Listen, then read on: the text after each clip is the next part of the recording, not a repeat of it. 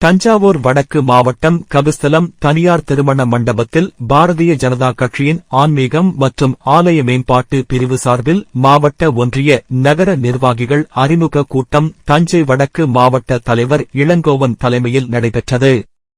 இதில் பாபநாசம் மத்திய மண்டல தலைவர் சுமதி வில்சன் வரவேற்புரை வழங்கினார். ஆன்மீகம் மற்றும் ஆலய மேம்பாட்டு பிரிவில் தஞ்சை வடக்கு மாவட்ட செயலாளர் மோகன்பாபு முன்னிலை வகித்தார். சிறப்பு அழைப்பாளராக பாஜகவின் தஞ்சை வடக்கு மாவட்ட தலைவர் தங்க கென்னடி, ஆன்மீகம் மற்றும் ஆலய மேம்பாட்டு பிரிவின் மாநில செயலாளரும் திருச்சி பெருங்கோட்ட பொறுப்பாளருமான பரமகுரு மற்றும் மாவட்ட துணைத் தலைவர்கள், ஒன்றிய தலைவர்கள், மாவட்ட செயலாளர் உட்பட பாரதிய ஜனதா கட்சியின் ஆன்மீகம் மற்றும் ஆலய மேம்பாட்டு பிரிவின் மாவட்ட, ஒன்றிய, நகர நிர்வாகிகள் உள்பட பலர் கலந்து கொண்டனர். இறுதியில் பாபநாசம் மத்திய மண்டல் தலைவர் ராஜ்குமார் நன்றி கூறினார்.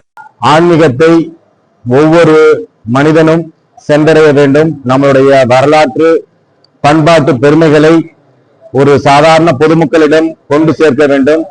ஆன்மீகம்தான் மனித நேயத்தை வளர்க்கக்கூடியது.